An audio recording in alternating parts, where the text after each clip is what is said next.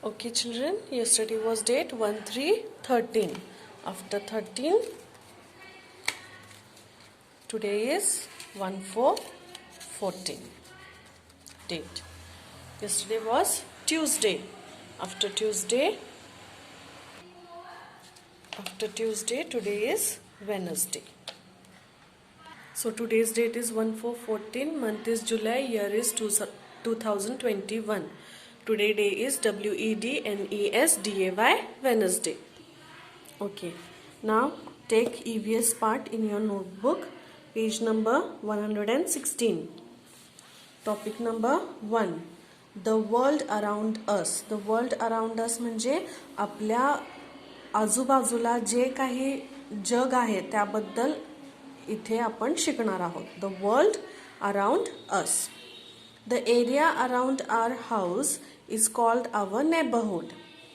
म्हणजे शेजारी आपल्या जे काही सगळे गोष्टी असतात, ज्या आपल्या शेजारी असतात, त्यांना आपण इंग्लिशमध्ये नेबरहुड म्हणतो, म्हणजे शेजारी. The area around our house is called our neighbourhood. आपल्या घराच्या शेजारी आजूबाजूला जे काही गोष्टी असतात त्यांना नेबरहुड म्हणतात. Living and non living things. We see most of these things around us in our neighbourhood. आपल्या शेजारी भरपूर अशा गोष्टी आहेत आणि त्यामध्ये थोड्या गोष्टी लिव्हिंग थिंग्स आहेत, थोड्या नॉन लिव्हिंग थिंग्स आहेत. Some things are living. थोड्या गोष्टी लिव्हिंग आहेत. Some things are non living. You can see in this picture, these buildings are non-living things. Car, bus, all these are non-living things. But birds, trees, these are living things. This man, okay. Activity we have done in the class. We have written L for living things and NL for non-living things. Now come to the next page, 117.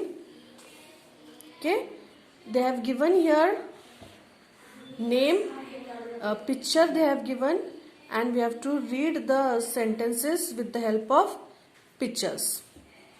Now this is girl, her name is Arzu. Arzu and Arman. This is boy, his name is Arman. Arzu and Arman live with their Who are there? कोण आहेत हे? Mummy papa त्यांचे, parents. Okay. Arzu and Arman live with their parents in this house. Their grandparents also stay with them. Arzu and Ginger, the dog. हे अर्जूचं dog आहे आणि त्याचं नाव Ginger आहे. Arju and Ginger, their dog, enjoy playing with a ball in their garden. Arju had got both dog and the ball as a gift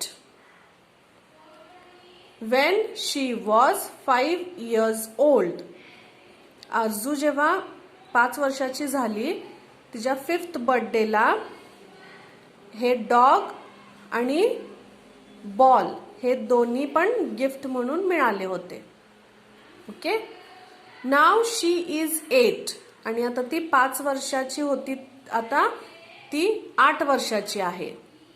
now she is 8. बोथ Arzu and dog Ginger have grown big.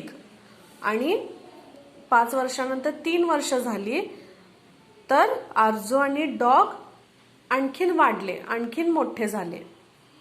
But the ball remains as it is. पण ball काही वाढलं नाही, कारण ते non living thing आहे. Understood? या स्टोरीमधून आपल्याला हेच कळतं की non living things don't grow. ते वाढत नाहीत and living things grow. So important points are, living things need food, water and air to live. Living थिंग्सना कशाची गरज असते? Food, water and air to live. Living things grow and die. Living things जी grow होते ते वाढतात आणि die म्हणजे मरणे. Most living things can move on their own from one place to another. आणि भरपूर असे लिव्हिंग थिंग्स आहेत जे एका जागेहून दुसऱ्या जागी त्यांचं ते फिरू शकतात. Most living things can move on their own from one place to another.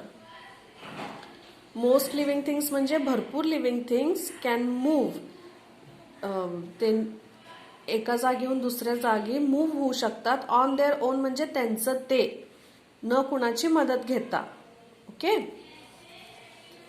Now plants are living things too. Plants पण लिव्हिंग थिंग्स आहेत. Can they move on their own. ते त्यांचं ते फिरू शकतात का एका जागेहून दुसऱ्या जागी? नो, पण ते लिव्हिंग थिंग्स आहेत. So write here down to this sentence, write here YES. Plants are living things too. And can they move on their own? No, they can't move. And oh no. We have done this activity. Okay, name 3 things which need food, water to live. Food आणि water कोणत्या कोणत्या अशा गोष्टींना लागतात ते 3 गोष्टी सांगायच्या आहेत. Like we have written DOG dog, BIRDS birds, SPIDER spider. Next, name 3 things which do not need food and water to live. आणि असे 3 things सांगा ज्यांना फूड आणि वॉटरची गरज नाही आहे. Like BAT bat, BOOK book, TOY toy. Next, name 3 things that can move on their own from one place to another. असे 3 गोष्टी सांगा जे त्यांचं ते आपणहून एका जागेहून दुसऱ्या जागी जाऊ शकतात. Man, MAN man. Man can go from one place to another on their own. Bee, honey bee. It can also go from one place to another. Cat, cat can also go from one place to another. Okay.